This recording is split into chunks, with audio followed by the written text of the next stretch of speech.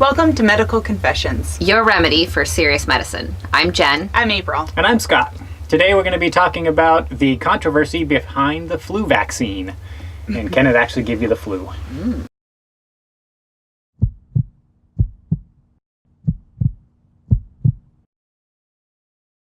Well, and there is that big myth on every time I get the flu vaccine, I get the flu. It's not a myth, though, Yeah. I don't think. Well, yeah, I don't know. You get symptoms of the flu, but not the actual flu. Yeah, I looked up the symptoms, though, and they are the symptoms of the flu. So that's They what's are. funny, you know, and it was like, it broke it down, and it was like 1 in 6 people will get explosive diarrhea. They say explosive. I added that in for dramatic effect.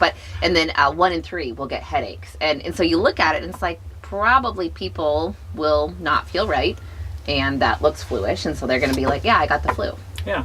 Well, and it makes sense. I mean, what we're doing with a vaccine is stimulating our immune system. What's giving us our symptoms is the immune system. So we are actually, making the immune system do what it wants to do, and Right. you get those symptoms, and we think, oh, I must have the flu because I have these symptoms, and that's not really the case.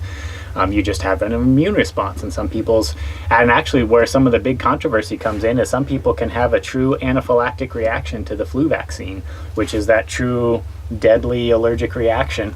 And about 1 in a million people can have that. Now, is that the Guillain-Barré syndrome? No, that's actually same chance of getting that one, right? Right, 1 in a million. That's why I read that, and I actually know someone who had that. Oh. Yeah, as a young father. And that's what they had told me, was it was 1 in a million chance of him getting it. And he went from perfectly healthy guy to within 24 hours having airway, unconscious, not knowing if he was going to live kind of thing. Well, yeah, so Guillain-Barré is your immune system attacking... Cell phone. Classy. That's very My pop favorite- culture. And I just saw it said Dr. Moody. Is he really Moody, or is that his name? That's his name. Okay, so he's not just angry all the time?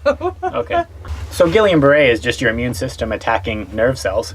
And there was a study done that showed that about 1 in a million people will get this Guillain-Barré. There's since been studies that haven't been able to replicate that. Yeah. And there was a study done in China, the overall chance of getting Guillain-Barré was greater just in the general population than in people getting the flu vaccine. So Right. is there really a cause and effect? Who knows?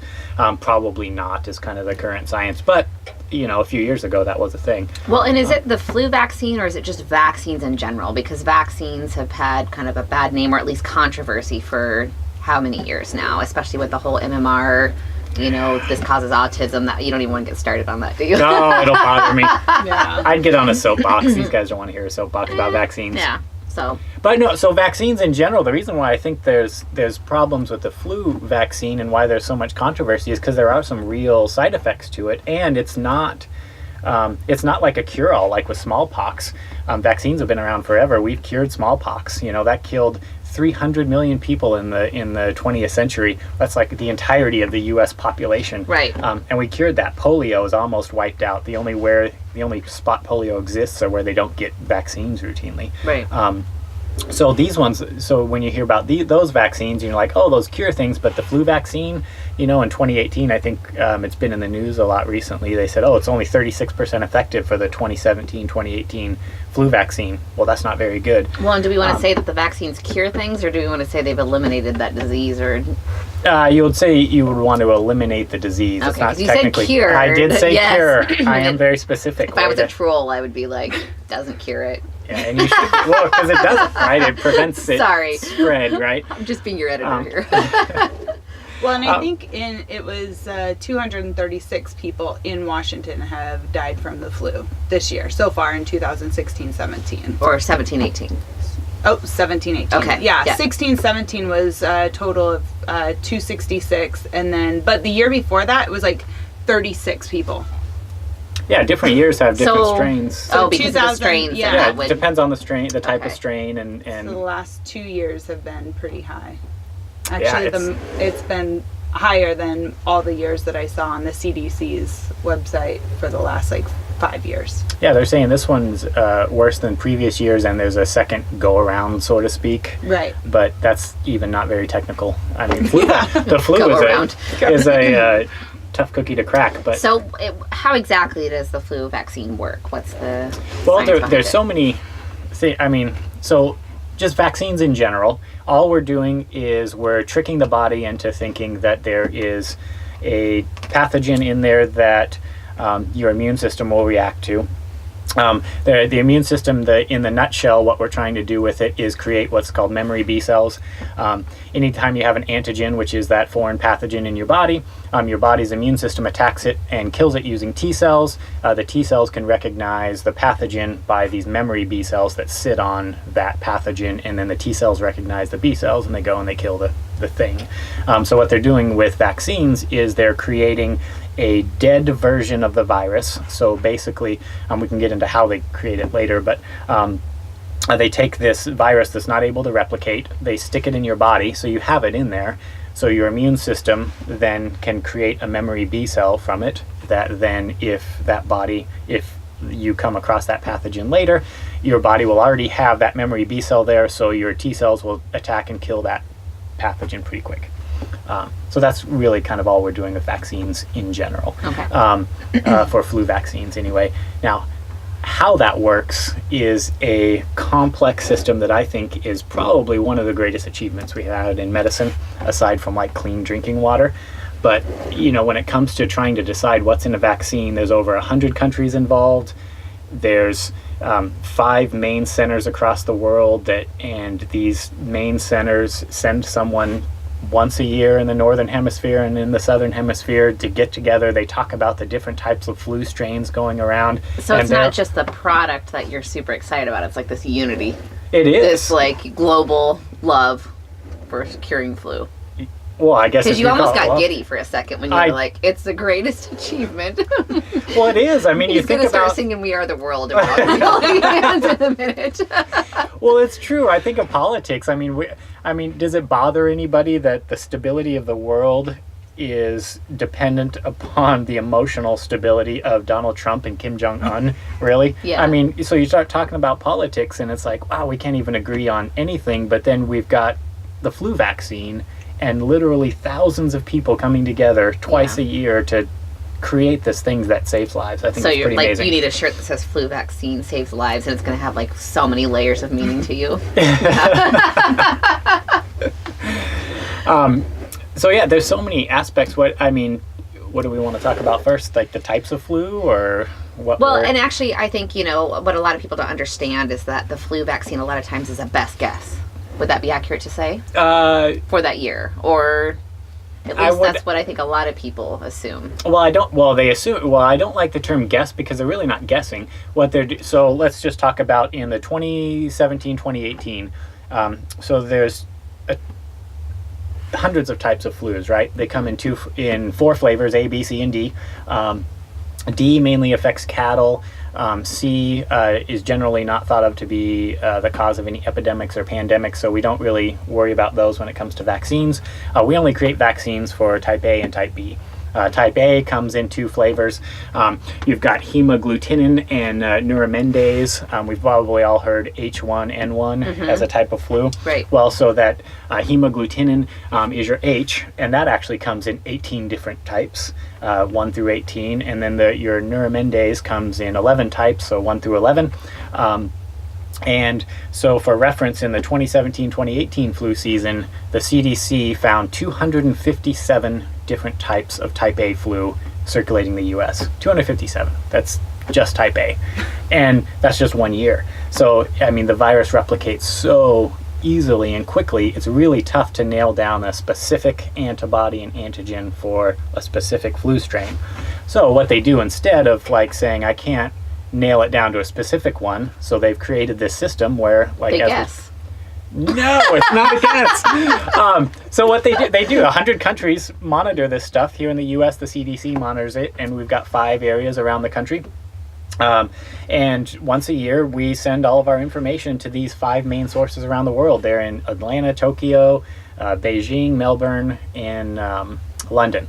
And they then, because the flu strains going around the U.S. is different than in China, is different than in Australia, so they all get together and they talk about the flu strains and the specifics of which ones are transmitting, and then they take whichever ones seem to be the most prevalent. So it's not really a guess, it's just that one's the most common, so we're going to create a vaccine for that one. We're going to let these ones go because we can't make a vaccine for all of them. So it's not a guess, it's just we're going to focus on the How most about educated common. guess? Let's split it down the middle. Yeah. Well, a guess implies that we're just guessing, but it's not a guess, it's whichever one is the most prevalent Right. during that year. I just like to throw some shade on your science. It's fun. He's not arguing. That's right. He's not arguing. Just telling you I'm right, Jen. He doesn't often put up a fight, so I'm enjoying this a little bit. He normally just gets red and. Whatever. So, is it true though that most annual vaccines, the flu vaccine has its efforts are geared towards 5 different strains? Is that accurate?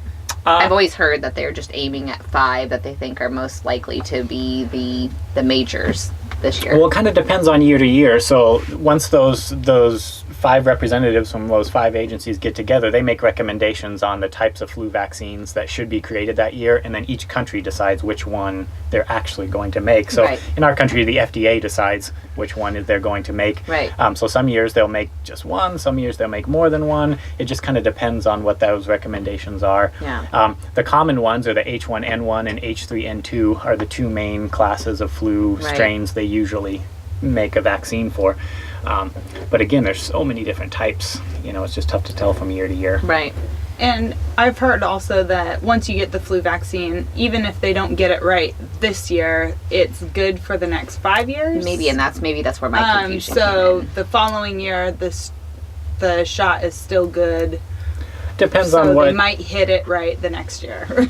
Well, yeah, and again, it just depends on what type is circulating, right? If it's H1N1, and then your type B actually comes in 2 classifications based on the type of antibodies they produce. Right. So the vaccine itself will protect you from both type A flus and either one of the type B or 2 of the type B. The 2 are Yamagata and Victoria are the 2 types of B, and those Those are are fun just names.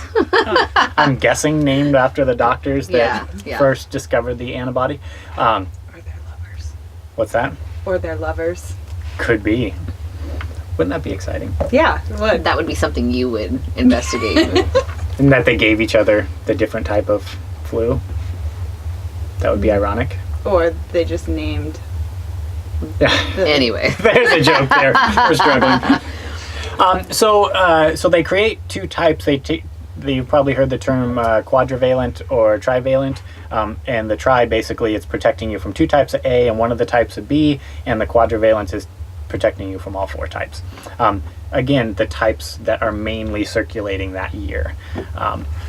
And so if you did get the flu vaccine and you've created this antibody for that specific strain, if you come across that strain 2, 3, 4 years later, you're still having those antibodies there. So it could protect you for time, but that doesn't necessarily mean you're not going to get the flu next year because it might be a different strain you're coming into contact with. So, I was always encouraged by pediatrician and stuff with the children that this is something that you should do every year. Is it beneficial then to get them every year?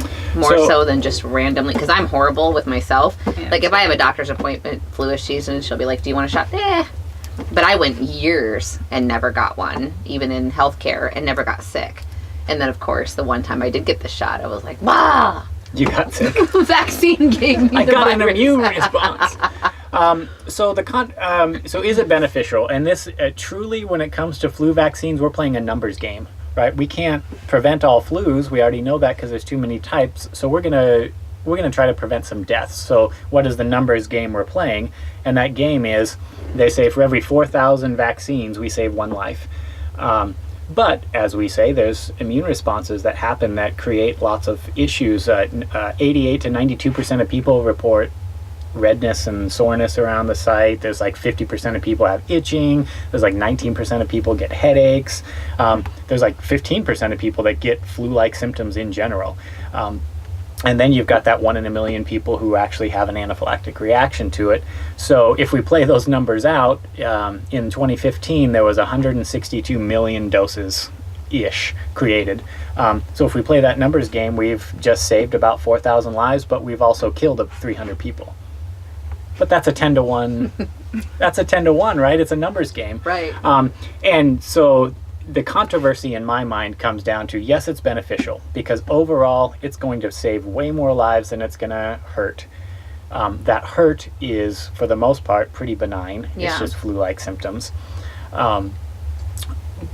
But I don't like the idea that we will require people to do it. And you and I have had this discussion before, and that was always kind of my heartache. Like, if I choose to get it, that's great. If it's convenient, I'm a little different with my kids, but I didn't like when you hear, well, an employer is requiring you to get it. For some reason, that didn't sit with me well. Then I was kind of like anti-vaccine, just to be the rebel, you know? Well, and it's because the requirement is there's very real side effects that happen from it, and there is a very real chance that you might have some sort of reaction that will cause hospitalization. So to say, hey, organization, you're going to be fired if you don't get that, well, you're giving them risk. And I don't like that. I don't like forcing risk. So, but I do like the idea of getting the flu vaccine in general, but just not forced. And actually the government already knows that this can happen, so they have a vaccine injury prevention act that they're paying people money out every time you get injured from a flu vaccine. You can get money from this organization. In response, because they already know we're going to cause some harm, but overall it's going to be way better than the harm. Well, and when we talk about deaths from the flu virus, we're talking about majority older population and then a lot of the younger population, correct? Yes. Is there a disparity between the two? Is it equal, or are there more older? So when you look at the numbers, the CDC actually breaks it down into age groups and effectiveness for age groups, and unfortunately the over 65 and under 2 are the most affected by the flu, that they've got the highest chance of dying, but they're also the least effective when they get the vaccine. The vaccine is the least effective on those people. And it makes sense because they've got poor immune systems. Right. Well, we're trying to stimulate their immune system. They've got poor immune systems, so no wonder it's not as effective. You know? But so those are the people we're really trying to protect, and so why are then we getting at the healthy population? And it's herd immunity, and it's that passing it on to other people that's the problem. The epidemics and the pandemics, that's the big problem. So if we can make sure that the healthy portion of the population isn't getting the flu and passing it on, then we're going to save more lives, even though the people who are older and younger don't get the as good of effectiveness. Now I feel bad. Because I'm always like, I never get sick. Well, I'm just going to give it to everybody over 75. Wanted to throw a little more shade on that. Unfortunately, there was one study done that showed if you get the flu vaccine now, there will be less of a chance that it's going to be effective later on in life. That hasn't really been replicated, but it's out there. And so that throws a little more shade on the controversy. So when it comes to vaccines in general, people who don't get them are dumb in my mind. Vaccines are a good thing. But the flu vaccine has some very real problems with it. So I think we need to be educated, but overall, it's a good thing. Numbers-wise. Numbers-wise. It's a numbers game they're playing. Well, and, I think I don't mind people having stances either way, as long as they're educated. One of the anti-thoughts on the flu vaccine was talking about just in general drug companies and their, taking advantage of situations and stuff. And I laughed because if you look at it, vaccines are really not money makers. In fact, a lot of doctors' offices don't like dealing with them because it's a cost. It's not a benefit to them. And it's I just couldn't do the math in my head as to how this was a money maker for drug companies. Well, and it's not. It's if everyone got the flu vaccine, it would cost $4.8 billion. If everyone in the U.S. got it, that's nothing in the world of big pharma. Right. And so it isn't a moneymaker. They're not. I mean, the actual dose, I think the over-the-counter cost is only like $15, but like the actual dose cost, and don't quote me on the number, but it's in the $1 to $2 range. It doesn't but it's cost because they very charge $75 for a syringe. Yeah, probably. I'm a little jaded on medical supplies. So, but yeah, I was just sitting here thinking about that. I'm like, I don't understand where they're making this big money off of vaccines, It just doesn't make any sense, and that's why I think they do the clinics where they do nothing but just come into your local drug store and get your flu shot. It's not a moneymaker. Well, and you start thinking about the technology involved to make it. It's actually a pretty decent achievement for how low the cost is. I mean, they've got to grow these things in hen's eggs. They've got to take them out. They've got to do, gene sequencing and recreate the dead virus, take off RNA portions. I mean, it's pretty impressive what they're doing for like $1 to $2 a dose. Yeah. I think it's impressive. Yeah. Well, and I think about the side effects that people are having from, potentially from this vaccine. And then the few people that I have known that have legitimately had flu. Everyone says, oh, I had the flu, but do they really have the flu? The couple that I know that have had it and actually went in because they were, seriously sick, it's horrible. Like they were laid out for a week and a half, truly sick. So, if you get a headache or the sniffles following, was it really the vaccine? Was it just something else you came across? And was it really that traumatic for you versus being hospitalized? Well, and I think the proof, I think, for helping the flu is kind of in history and in the proof in the pudding, so to speak. The 1918 flu strain that is the H1N1 that everybody talks about that killed 300 million people.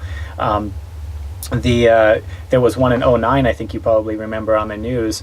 Again, a different strain of H1N1. Yeah. It only killed 18,000 worldwide versus 300 million. So clearly the flu vaccines are working because when these big strains come up, the pandemics and epidemics, the loss of life is so much less than it was in the past. Well, and how often are the controversies propelled because of social media, and somebody writes up something on and it's shared in a little blurb there on Facebook, and 27 people share it, and then it spreads, and now everyone's scared of drinking water. It's just whatever the item is. It is, and it's frustrating because again, we'll just stay on the vaccine topic, and the one that's really bothered me for years, is the Jenny McCarthy and the it causes autism thing. Right. The vaccines causing autism has been proven so many times to be untrue that it's silly to talk about it.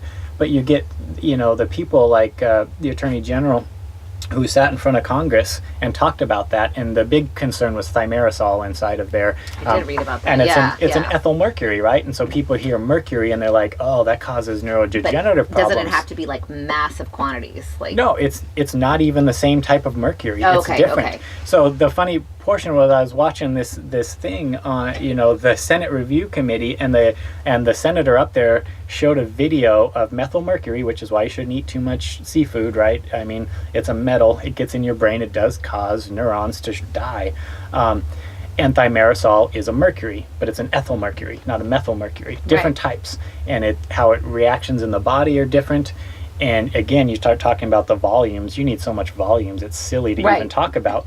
So when the senator asked and said, hey, you're putting this mercury into vaccines and that's what's causing the problems, how can you justify that? Instead of actually explaining chemistry and saying what you just showed me isn't what's actually in there, she just said, oh, we took thimerosal out.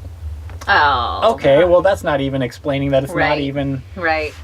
Not even a thing. So it bothers me that some people who are supposed to be able to explain this to people who don't know, who have legitimate questions, like this senator had a legitimate question, who was just uneducated on chemistry, and the doc who was supposed to tell him didn't actually tell him. Right. So that was didn't address the root problem, so now we've kind of glossed over it. Well, yeah, and when you watch it, all the Jenny McCarthy lovers in the background are like, see, you took it out, it still caused a problem, and it's like, well, no, it didn't. Right. Anyways. That's my soapbox. No. I'll get off it now. No, it's good. It's good. Well, and again, like the Jenny McCarthy thing, it's kind of funny because that blew up.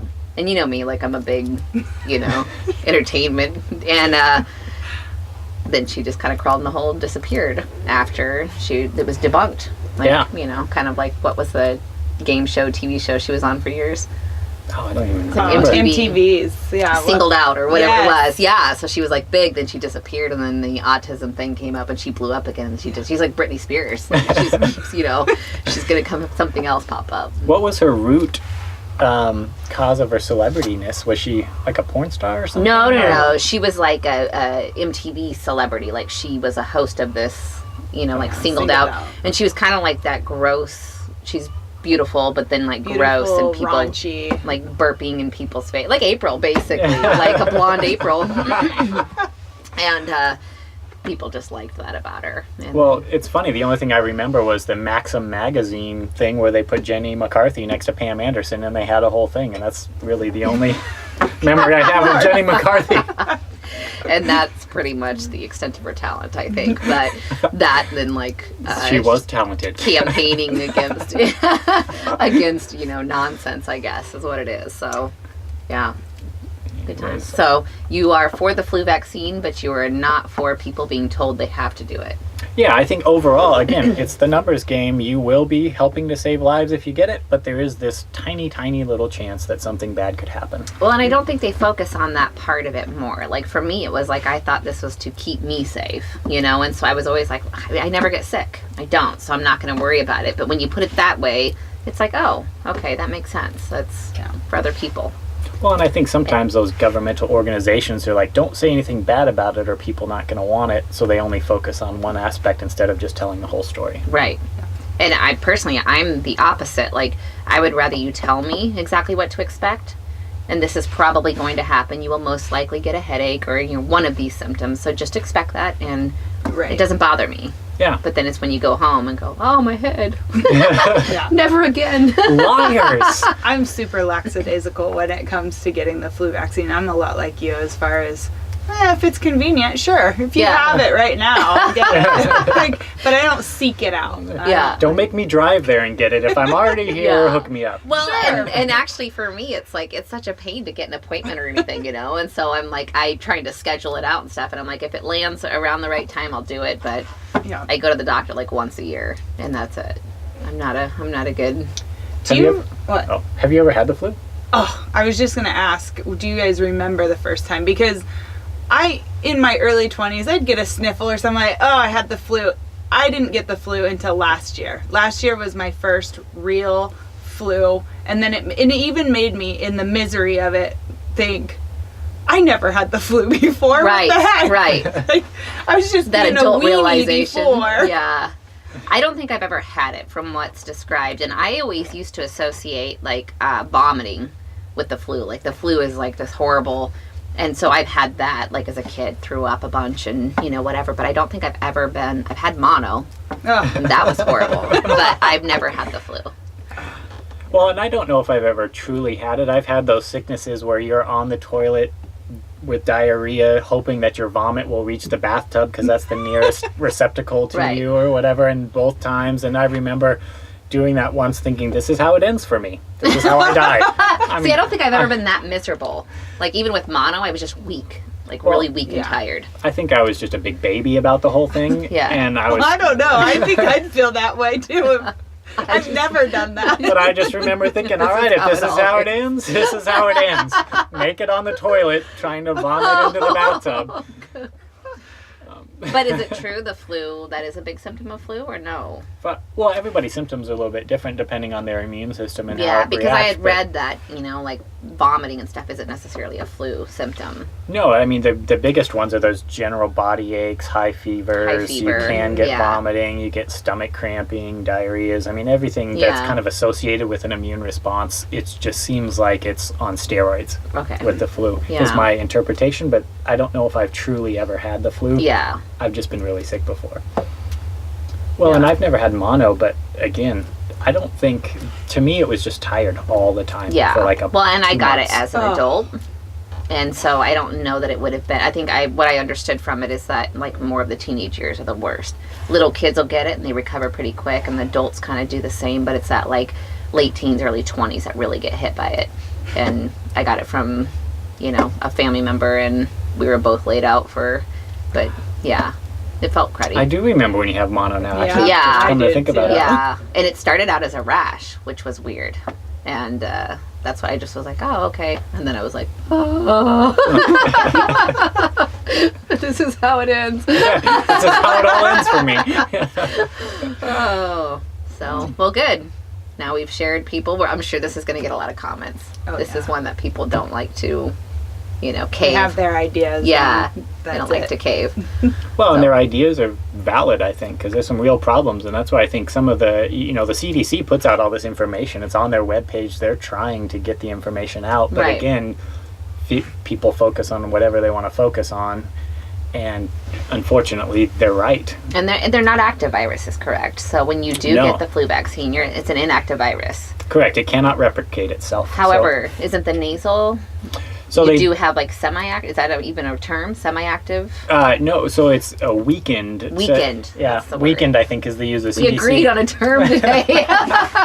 Yay! Weekend. The world is uniting. But no, so in 2013, 2014, I think was the year they created that nasal vaccine. And again, as a response to the number one reasons why people don't get it because of the soreness and all of that stuff. Well, and And- kids, like, you know, kids don't want to get a shot. So. Yeah, so they thought, okay, if you get a nasal spray, that'll get people to get it more. So, Right. but to deliver it that way, you can't use the true. It does have to replicate a little bit, I guess, is the right way to say it. Yeah. So it's a weakened thing, but then they did some testing after that and found that was almost 0% effective. So what's Oh. the point? And so now they just don't even recommend the nasal Okay. vaccine at all. And I was wondering because I probably would have chosen that for my kids because they're always like, no. Yeah, Well, and it's- Parker took a nasal. Yeah.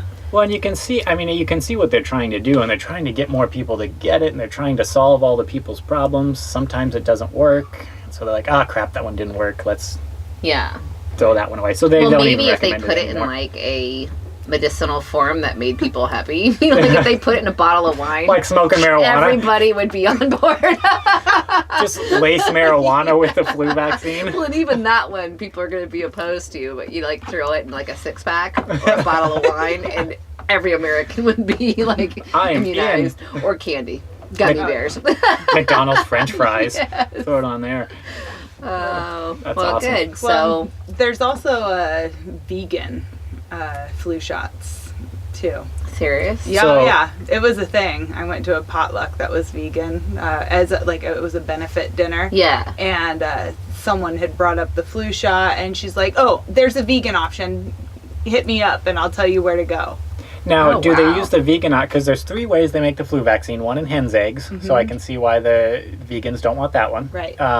But the other 2 types are they use mammalian cells, just like they use hen's eggs. So that's a mammal. Like You didn't any- look into it. I you didn't just look heard. into it. Well- I'm not vegan. Yeah. Don't slap that label on me. Well, and the third way they make it is they use recombinant technology, where they basically take a portion of the protein and they link it with viruses that can replicate inside of insect cells, and then they grow them in insect cells. And then when they're done, That'll they take work. out the Yeah. other Like, protein. I would compromise my morals and be anti-vegan just to get the shot and be done with it. Like, that just seems like a lot of work. Well, and so which type is anti-vegan? Is it just the protein in general? Because No, they're I all don't made know. in animal cells. Again, so I didn't research. Now we're going to have to She Google it. just, we'll put a link on the bottom of our page. That we never do. We are all too lazy to be efficient at this. Oh, that's funny. all right. So Scott The says, vegan option. It's fun. It's like what are those the gluten option? You know, I'm gonna get a gluten-free water. You know, okay. yeah. Anyway, it's all marketing. Sorry, I'm digressing. Yeah, we're gonna lose half of our viewers. Our moms. Our moms and cousins will no longer watch this show. Oh, all right. So, by the wise words of Scott, Oh, don't link me to that. flu shots are reasonable. I think they are a very good bet. A good bet. Yeah, I like they are that. and they are said it is the outside of washing hands and covering your mouth when you cough, it is the only way we can prevent the spread of flu. And you are a betting man. I do like to have Wager. my wagers in Reno and Vegas like anybody else. Yeah. Sports betting mainly. Yeah, that's good. So, all right. Well, if you liked what you saw today, check us out on YouTube or our podcast. Or visit our website, medicalconfessions.com.